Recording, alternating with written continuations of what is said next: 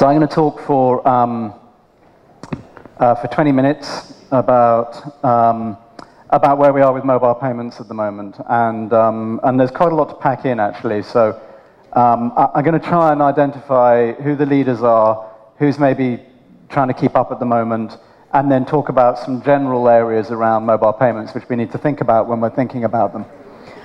So there are some key drivers behind mobile payments or behind where we are with payments overall at the moment. And the first is, as everyone knows, payments are increasingly going mobile. So the game is shifting from where it has been on the internet, where we've been largely talking about how we can have the swiftest and most efficient credit card payments and micropayments on the web, to mobile. And that change has been coming for a while. And of course, as it goes mobile, so it becomes more personal because your mobile is very close to you. So that's really where the whole idea of mobile wallet has come from, is that the proximity to the human body, literally the proximity to the human body, matters a great deal. And that's why it's an easy mental model for us to communicate to consumers. You now have a wallet on your phone. Mental models are very, very important when you're thinking about new constructs. If the mental model is difficult for a consumer to understand, then it will take some time for it to take off in the market, generally speaking. If the mental model is easy to understand, like for example Facebook was, then people will gravitate to it extremely quickly. The second point is that it's instant. So it's stuff which is available to us where we are, when we want it. The third key issue is we're increasingly moving to an era of an invisible interface. So I'm going to talk later on about some of the moves that you see in mobile wallets towards completely invisible interfaces, where effectively you pay by your face, which Square and PayPal are already doing in America, or you pay simply by your presence, in effect. Now that's really interesting, but as we move to a world where you have these invisible payment interfaces, if you think about it, branding actually becomes quite a problem. So money isn't really branded. It's got a brand on it called Turkish lira or euros or pounds or dollars, but it doesn't have a commercial brand on it. So if you're moving to a space where you're paying invisibly, you walk up and you ask for your coffee and you pay for it because they recognize your face, that's the normal scenario which people are talking about, then there's no brand involved. The brand actually recedes into the distance. So there's quite a sort of interesting irony here for people in this area, whether they're credit cards or telcos or banks or startups, which is that if we go more and more invisible, then the brand too will become invisible. And I don't think anyone yet knows the answer to that conundrum, but we'll see more of that. The next key driver of it, of course, is that we're leaving a trail of what someone called data breadcrumbs behind us everywhere we go, and in everything that we do. And the mobile, when you combine together location together with that trail of data breadcrumbs, allows the wallet to become something more than it has previously been. I think the next key driver we're seeing is the wallet in your phone, or the payment space in your phone, can be now linked directly to your financial status. And we'll see this reflected increasingly online as well. So what that means in human terms is, can I actually afford to buy this right now? And if I can't, can I actually get a loan to buy it? And if I can afford it, what impact does it have on my finances? So there's increasingly tight integration conceptually between what's in my bank account, the money that I have available to me, and actually making that payment. The last key thing that we're seeing is what I call seamless edge cases. So how many people have used one of the new chauffeur services? I don't know whether they're available in Istanbul yet, like Halo or Uber. Okay, so when you use it, I can tell you for sure, because several times in the US and in London, the thing that really gets to you when you go through the whole experience is not the fact that you can call a cab on your phone. It's not the fact that you can see the cab coming towards you on a map on your phone. All of that is very cool. It's that when you get out of the taxi, you don't have to fumble in your pocket to pay on a rainy, it always rains in London, rainy night, and you drop the pounds on the floor and then you ask for a receipt and you're getting wet and all of that. You just get out of the cab and you walk away from it without looking back. So it's a completely invisible and seamless payment.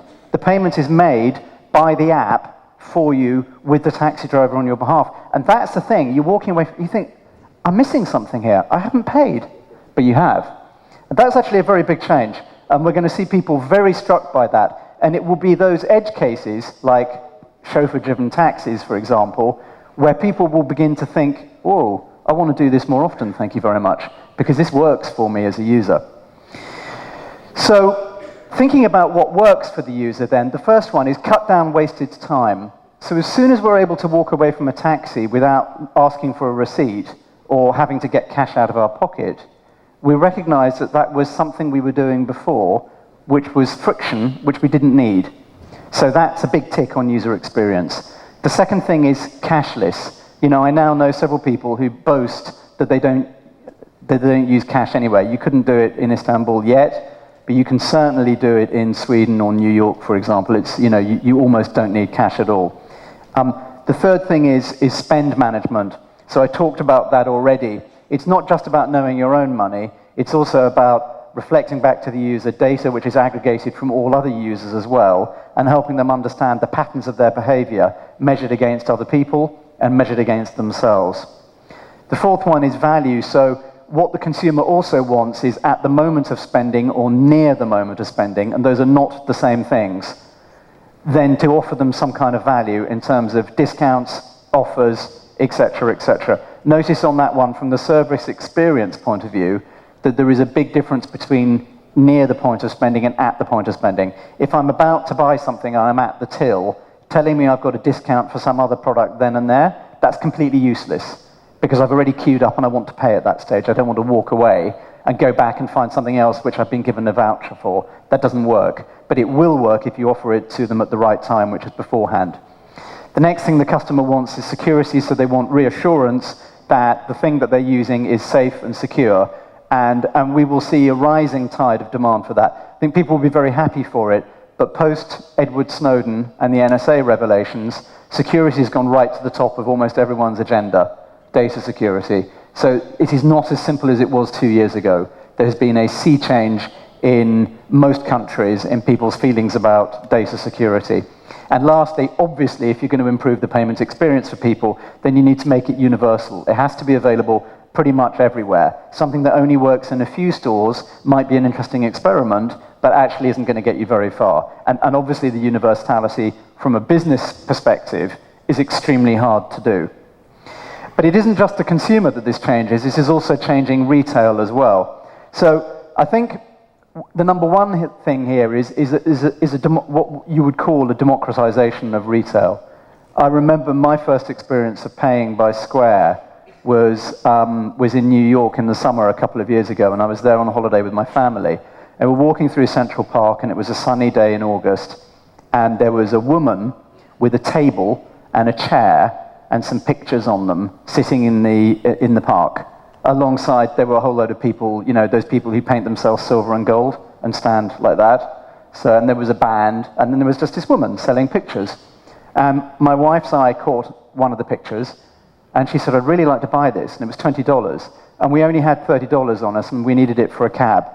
So I said, well, I don't know how we're going to pay. And she said, that's okay, I can take a payment now over the phone. So she had Square.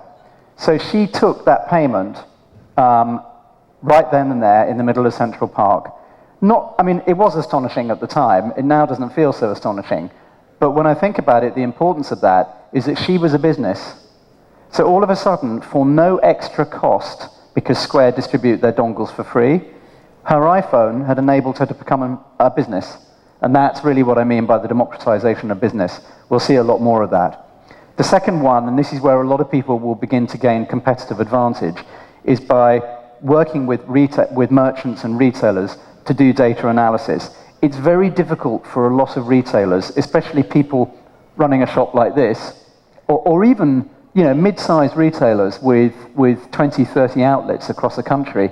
It's very difficult for them to do sophisticated data analysis. The payment providers who have an edge will be the ones who deliver that data analysis to those merchants, because they will be the ones who provide added value that the merchants like. Then, of course, there's also reducing costs. So, you know, just the sheer fact that Square give away their dongle for free, whereas in the UK it costs £600 or £700 to go online as an authorized credit card receiver. is just a huge reduction in startup cost for any business. And lastly, it enables retailers to give better service. If we move to a world where people are using their phones to pay, and it's all relatively invisible, and tills begin to disappear, you know what I mean by tills, the point of payment. If the point of payment becomes much more invisible, then that allows retailers to completely reshape the shape of their shops. And that's a huge thing, because shops are designed in the way that they are, and have been for decades now, for some very good reasons, to do with the fact that at the end of the process, you want to take money off people in a secure manner. If the way in which that money-taking changes shape, that will flow backwards into the layout of the shop, and the shop itself will change shape. And the effect of that is, hopefully, that retailers will have the space and capacity to give customers better service. And they'll need to, because they're competing with online. So this is crucially important for retailers. So I'm going to just run through a few of the Pacesetters. I'm not going to go into details on any of these, because there's a lot here, and there's plenty of information available in the public domain about them. But just from the work that Fjord does, I just want to single out a few that I think are very interesting. So Klarna in Sweden is clearly a very interesting use case, and by aggregating monthly payments into a single invoice, they're driving some very interesting changes in faster online shopping. We're seeing people like Square, which is very well known, but others now as well, Izettle, which I think is also coming out of Sweden, and SumUp, and what they're doing is exactly what I just described with the artist in New York. They're allowing anybody to become a merchant wherever they are, and in that case, the phone itself becomes a cash register. That doesn't have to be small merchants either, by the way. That also means that a large store, any salesperson in that store can be a cash register wherever they are. So that too then begins to change the shape of the stores. And then in this market, we've got, of course, iGuarantee, which we've been involved with, which effectively is pushing at the whole model of not just a wallet, but actually being a financial assistant that sits in your pocket. I'd urge you to have a good long think about Apple as well. So although Apple are sort of, many people think that Apple has sort of reached their peak in terms of innovation, we think that the fingerprint security on the iPhone is actually deeply significant. And it's significant not because it allows you to unlock your iPhone more quickly. Frankly, that's largely immaterial. It's significant for payments because it's very, very secure. There'll be voice alongside that on other phones as well over time.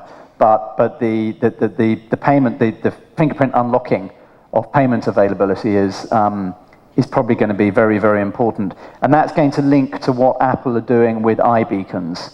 So Apple have moved, again, if you get the chance, is there an Apple store in Istanbul? I don't think there is. There will be one. There is. So if you've been to it and you've seen how EasyPay works, which is the app on the iPhone which allows you to just pick up a product, scan it and go, then you'll get a good idea of what they're planning with iBeacons, which is taking that technology and allowing that to work with many other retailers. And iBeacons is significant because it's accurate and available over tens of meters more than NFC or near-field communication. Then other Pacesetters in emerging markets, people like M-Pesa and Straight to Bank. So I think the M-Pesa story is probably very well known, and I won't dive into it, but it is extraordinary that it's 43% of Kenya's GDP is going through mobile. So again, this thing about mental model.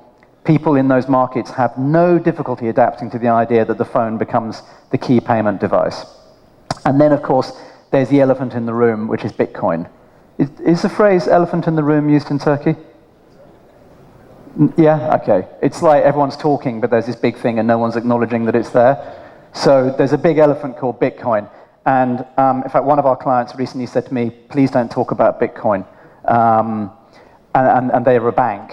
I think Bitcoin is important, not because Bitcoin itself is going to be wildly successful, but because, again, I'm going to come back to this thing about mental model. Everyone is understanding rapidly what Bitcoin is. They may not understand the technology. Truth told, I certainly don't understand the technology that underpins it, but I find it very easy to engage with as an idea. So even if Bitcoin itself proves not to be a winner long-term or mid-term, and the jury is still out, then there will be other people coming along who will do something similar. And the pace of change that might happen when Bitcoin joins together with all the other things that we've seen on the last 2 pages, or Bitcoin or something like it, I think could create seismic changes in the way in which we go about all payments. Then there are people that one might call laggards, if you were being unkind. So the main laggard is probably NFC. I'm still not certain. There's been lots and lots of NFC trials, but I don't think, to the best of my knowledge, we've seen major NFC take-up in any market in the world for anything which is particularly meaningful. It just hasn't got traction. It's not yet being backed by Apple, which is a bit of a problem for them, though with Samsung's position in the market, that doesn't have to be a problem with NFC. And perhaps the problem is that you have to be very close to an NFC terminal to make it work, and the security routing around it means that it's really not that seamless, magical, instantaneous experience that are going to make a real difference between a mobile form of payment and actually just getting your old leather wallet out. Google Wallet made a lot of noise for the last 2 or 3 years, but literally just in the last 2 or 3 months have announced a complete rethink, and they're shifting towards money transfer, which is interesting because that's kind of where PayPal began. And they're dropping their requirement for NFC as well, so that's not a positive sign for NFC. And then there's a much vaunted consortium in the US called ISIS, which is backed by, I think, all the major carriers there. Again, I think ISIS was largely dependent on NFC and doesn't seem to have picked up as much traction as its backers might have hoped at one stage. So it looks like at the moment there are clear losers in this space, and there are some clear people who are setting the trend. So what are the pathways to success? I think for consumers, it has to make your life easier, it's got to be there when I want it, and it's got to be something which I trust. All of those are difficult to achieve, but they're very clear. From a merchant's point of view, make it easier for me to take payments, and it's got to be easier than the current kit they use. If it isn't easier than that, it has to be cheaper, and preferably it has to be both. And those two allow me then to allocate my staff in a more meaningful and dynamic way, and as I talked about, create better space layout. And lastly, and this is terribly important, if I get all this information coming through from the customer and I understand more about them, then it actually allows me to create better relationships with customers, because I'm not just having a relationship with their credit card or their face, I've actually got some data which I can use in order to get closer to them.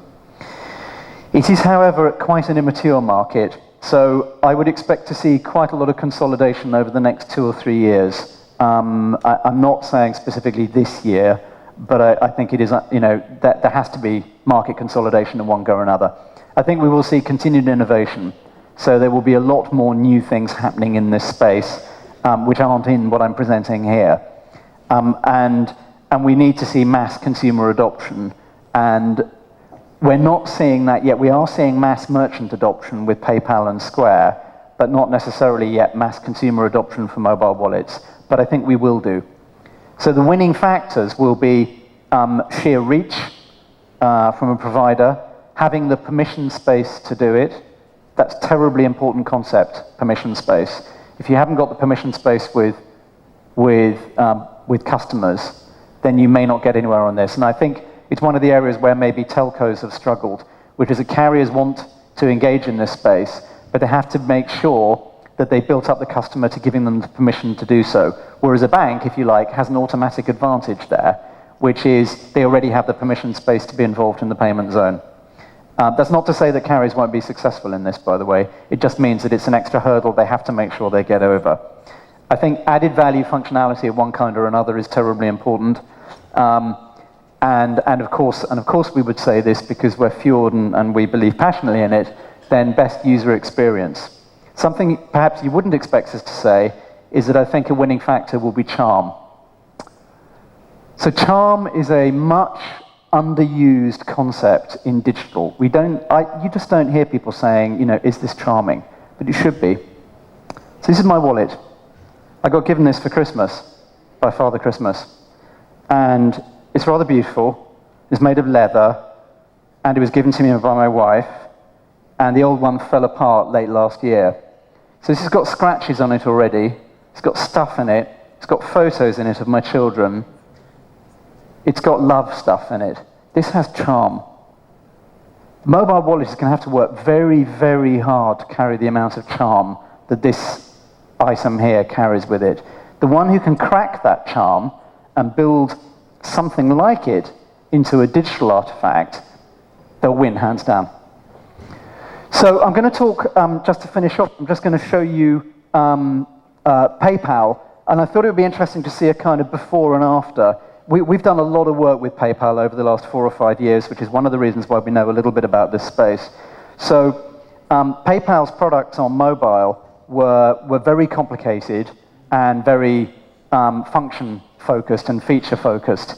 So we went to work with them and looked very hard at the entire service system and ecology that they had to do, and we began to look at what's now PayPal here, the PayPal iOS app, the Android app, and a responsive web experience as well. So those were the key platforms. And this is what was then produced. So just compare that to there. So visually, something much more compelling. And the way in which this was approached was to simplify first, to throw stuff out, which is, as many of you will know, extremely difficult. Certainly in large organizations, there's always people who get hurt if you throw out the thing that belongs to them. But it has to happen on mobile in order to deliver a great user experience. So what we did was to design for some hero use cases and the main signature moments, what happens when you actually pay, what happens when you first log in, etc., and ease of use around those. And then that was the base, and then we were able to build out from there with way more functionality, covering lots of different areas, what happened with the merchants, how on-the-spot payments would work, how checkouts could be seamless, and then built from there into empowering the merchants. And I referenced earlier on the importance of remembering that the merchants are at least 50%, maybe more, of your go-to-market battle here. And it's crucially important to do stuff which empowers them and gives competitive advantage for PayPal against Square, for example, who are undoubtedly their main rival. Now, once you begin to create those service ecosystems, I think what we will see is we will see entire industries being completely transformed by them, definitely retailing. And we continue to believe that the impact of mobile wallets will play out over retailing over the next 10 years and is going to be immense. And retailing, of course, in many markets is struggling enormously at the moment. So what that's done, which has been very interesting for us, is that PayPal really took to their hearts quite early on the idea of mobile first. So they transitioned from being an organization deeply embedded in their past with eBay on the web to one that actually started to espouse the idea of mobile first. And their CEO, David Marcus, is, I think, very well known now for going out and saying, mobile is where it's at, and we are the mobile first company. And not only that, but they took a deep lesson organizationally out of the need to simplify. I think more than any clients I've ever worked with. And what the lesson they took out of that was that simplicity was going to be important for them, not only in their interfaces, but also at an organizational level. And again, if you go and have a look online, you'll see David Marcus is pretty famous for going out there and saying, the key thing we need to do is simplify our company. So simplicity has become a guiding mantra for the entire company. And that's come because of the focus on mobile, which forces you to think about simplicity and has then evolved and blossomed into something much wider. And the last thing I'll say is that this is not the end either. So there is whether or not you believe that Google Glass is going to be big, I think it would take a very brave person to say that wearables in general and optical devices of one kind or another are not going to have a major impact across the markets we're in. There were plenty of people 10 years ago who said a phone would never be much more than a phone. And as those devices begin to take place, so watches, armbands of one kind or another, glasses in particular, those are certainly three to watch. as those begin to take off, so we're going to see a demand and an interest in how payments can be executed through those devices. So I talk about mobile. When I think about mobile, what I mean is the things that are physically proximate to me as I literally move around. I don't specifically mean a smartphone anymore. And that is the way we'll need to think about mobile payments. It's not necessarily the same as smartphone payments, but they're about payments that happen when you move around. Enough? Enough.